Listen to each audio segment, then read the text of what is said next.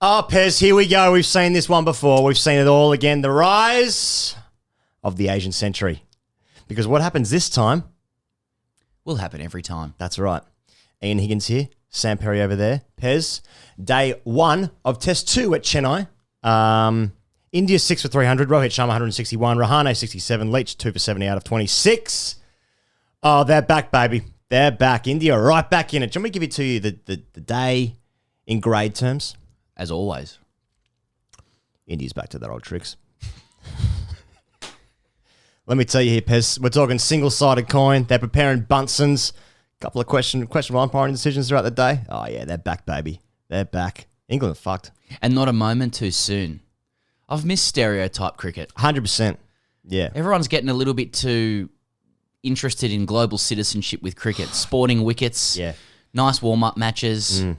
India went one down in the series. They came back off the beach and said, you know, it's like Krusty, send in the clowns, but replace clowns with Bunsen's. Get that coin up in the air. Yeah. Get that crowd in. Oh, get the crowd in. Hazy sky. Yeah. The crowd are, you know, with the vuvuzelas, or are they called something else in India? Let us know. Yeah. Bells and whistles. Screaming, row hit before ball one, before Broad comes in. Imagine if we did that for Marcus Harris. Wouldn't happen. Harry. Maybe we should. And he just sets off 5 and over, 6 and over, better than a run of ball. He's 80 not out off 78 at lunchtime. Game over. Yeah. India have 152 many already. They do. There was puffs of dust after a couple of overs, and it's great. It's great. And I expected India to respond like this. I expected that flex. 100%. I expected the bicep. Yep. And we got it. I agree with you. Too much John Citizen on Visa cards. Too much global citizenship there. I also like the idea that... with the exception of Australia, we don't go around to any other place but England. Well, we actually stopped doing that anymore. We just play the home games and the games that give us a bit of...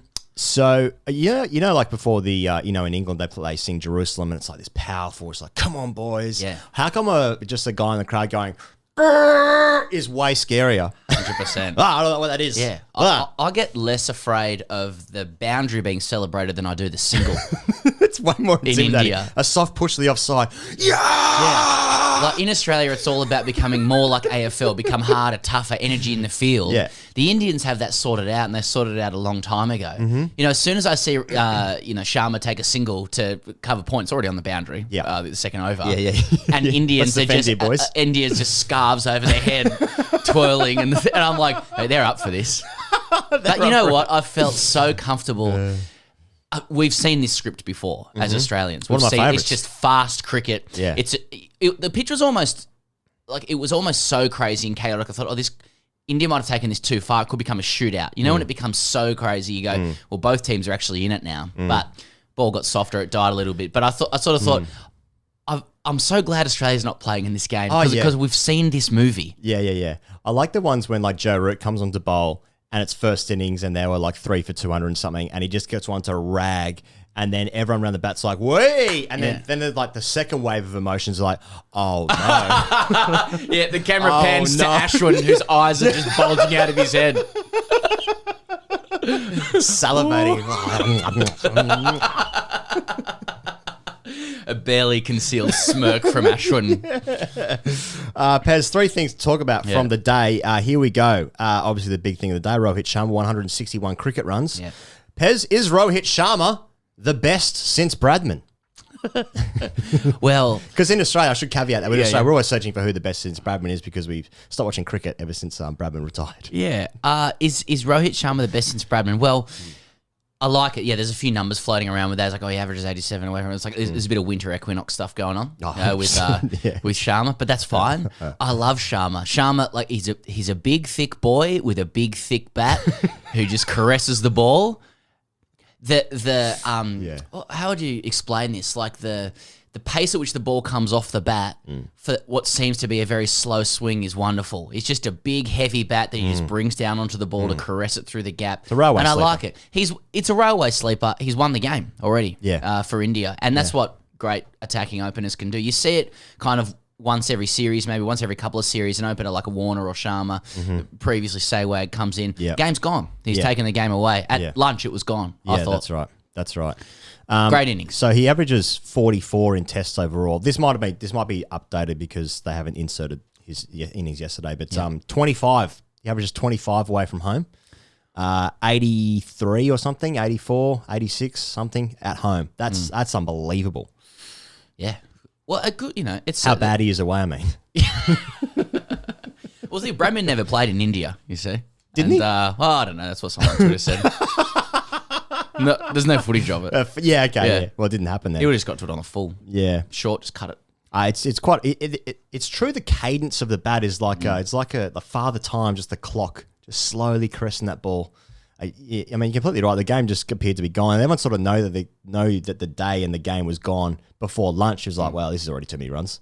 Well, and technically it's not. It's a beautiful score at the end of day one, 300 for 6. Great number of runs, good number of wickets. The game motored along and had its little phases and stuff like that. I fail to see how England can match it. Like, I fail to see anything else in my mind's eye than 40,000 blokes around the bat yipping and yahooing with Ashwin just doing that. Yeah. And they've got 3 frontline spinners as well. Yeah. Kuldeep and Patel, who's debuting. They know what's going on. The new ball does the damage with the spin. Yeah. We don't understand that in the Anglosphere. Well, we'll try and nick him off a bit at the beginning. Give it one over. We'll bowl back of a length. Yeah. Put him out of the point boundary. Exactly. I'll say to Rishabh, is Ishan doing anything? No. All right.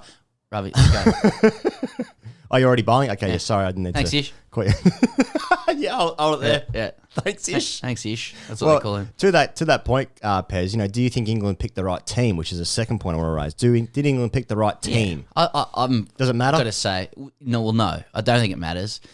I'm afraid of the freedom and the courage and the bravery of England in using different players throughout the 20,000 tests they're playing this season. And they don't have the sacred cows like Australia. They're developing depth. And the guys who came in, I thought were all explainable. Ben Folkes comes in for Joss Butler, who needs a rest because of how many tests they play. Butler probably would have been effective on this wicket, sweeping everywhere. I think he could be dangerous. But Ben Folkes came in with his jaw.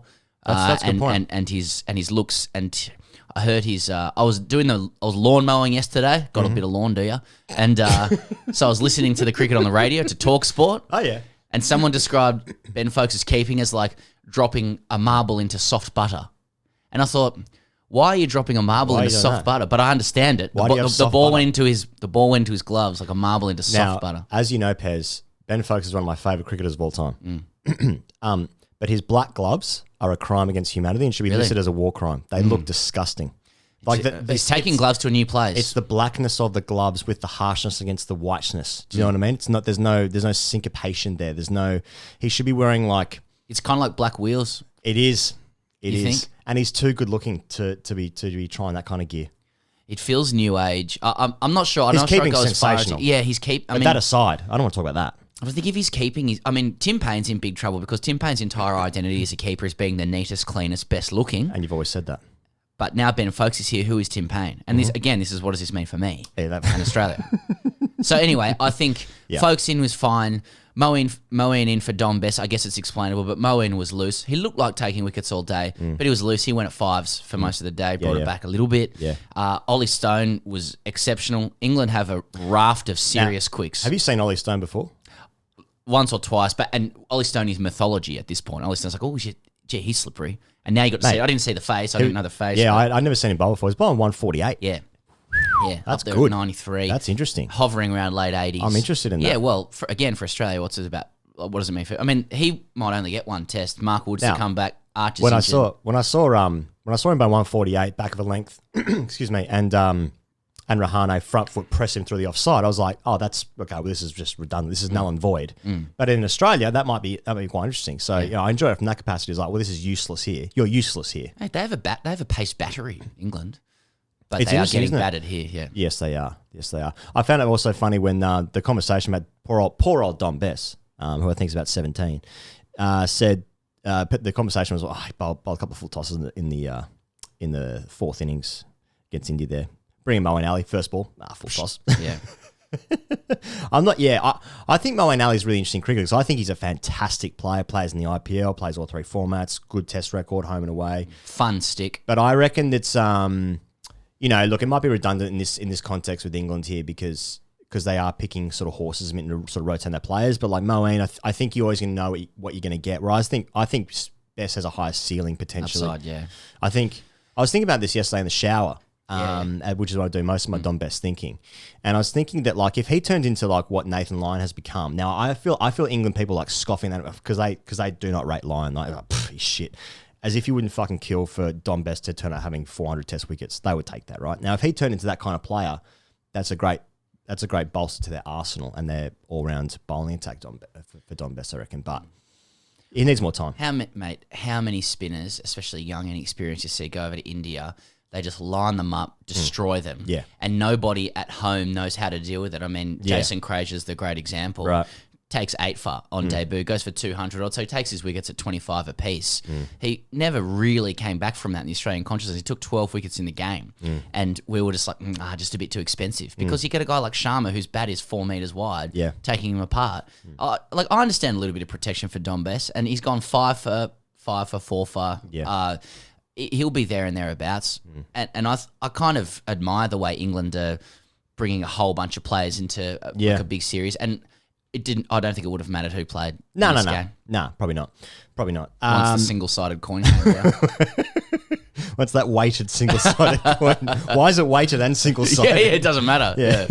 What do you want it to be? We'll change that. Both sides say Virat on it. Now, speaking of Virat, his last century in Test match cricket was November 2009. Only 2 scores above 20 in his last 9 innings. Pez got an absolute seed against Moeen Ali. Oh, that was a seed.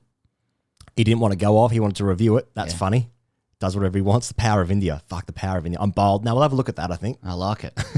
What's going on with Virat? Nothing? I got 2 kids. That's all I wanted to say. One didn't sleep last night, and I thought, this is what's happening to Virat. Okay. Or his missus. Sure. You know, this is what happens. He's sleep. I mean, I thought he walked out on the field yesterday. Yeah. He had the cap on, which I loved. Fucking loved that. The beard vectors were especially nasty. They were looked especially angry, and everyone knew he was ready. He just tried to, blast Moeen through extra cover on 0. Yeah. Ball absolutely ragged. Wonderful ball. People sort of said it was a loose shot from Virat. It was a really good ball. It just curved away before it absolutely bit off the dust. It was good. Good delivery. Too premature for big boy chat with Virat. He'll have his say. And the fact that he does stand there, WG Grace trending number 6 on Twitter in England when that happened. That's why he's still in the big boys and will be for a long time. Well, a long, long time. Yeah. Virat's going nowhere from the big boy. He'll be the last to depart the big boys. Smith would depart the big boys before Virat, despite averaging 10 more in Test cricket. What? Because when Smith's game goes, it looks like 4th grade. It looks bad. Go. It's not even grade cricket. Also, Kohli he'll run for some sort of governorship. Yeah, exactly. In the US, I mean. Yeah. Well, who doesn't these days? It's the realm of celebrity now anyway. Now, Pez, last night I missed the second session because I was watching the documentary on Hulu via a legal streaming service, Framing Britney. Okay. The Britney Spears documentary about her conservatorship and how her father was controlling her finances and that sort of thing. And it just made me realise Britney Spears just got to the realm where just too famous. You know, like that Michael Jackson realm? Just too famous. Too much stuff going on. That could be like Virat. Too famous. Too much going on. Too much pressure. Too many paps. Too many Puma sponsorships. Too many beard vectors. No, the vectors can stay. Doesn't he look good coming out to the crease? Short sleeves, ink coming out, vectors. That what colour's the Indian cap? Is that a Royal Navy? What's the? I'm not sure countries normally brand that stuff. Yeah. I want to call it a Royal literally Navy. colourblind. So Right. Okay. So it's pink. He's wearing a pink cap. Yeah. I don't know how to go through traffic lights, so it's a red green colourblind. My wife said that one. Just guessing. Yeah. What colour was that? I just know it because whichever one's on top. Yeah. Sure. So Virat will be fine. I think Virat will be completely fine. But Jinx Rahane came in and played a very peaceful, meditative innings, a yang to the yin of Rohit Sharma. Yeah. And it was a decisive partnership. That's the partnership that will... And wasn't it polite when he was... when that whole third umpire situation was going down, where Classy. I was like, I'm going to get myself out now. I'm going to sweep this half volley outside off stump. Virat comes in and says, I'm going to dominate the day's play. It will be about me. He fucks off.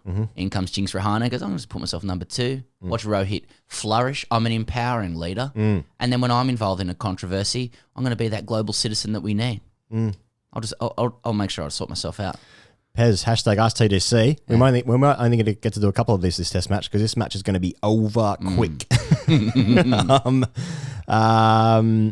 Fez, I want to ask the first one. Varun writes in, says, I am friends with one of the players in the Indian team, and I know there's a rift between Kuldeep and Virat. So that's a YouTube comment. That's fact. Oh, there's only one winner in that. He's picked the wrong enemy there, Kuldeep. He's at mid-off just warming up. Nah. Ish. Next one. Hashtag ICDC from Henry Wolf. Boys, how scared are you for the Ashes? Jimmy has still not reached his prime. Root is having the longest net session to have happened, and Ben Stokes will probably do Ben Stokes things. England have a pace battery that would worry Australia, but there's just a part of me that thinks despite Australia's increasing internal issues, the three quicks will grow moustaches. They'll send in bouncing wickets, and it's a relational dynamic where if we bowl at their heads, their nation gets afraid. The other thing England don't have for the Ashes are spinners that can control the run rate the way that India could, for example. We'll just pump Leach and Hench Bess over the top or Moeen, and it's fine. And that'll just be papering over the cracks.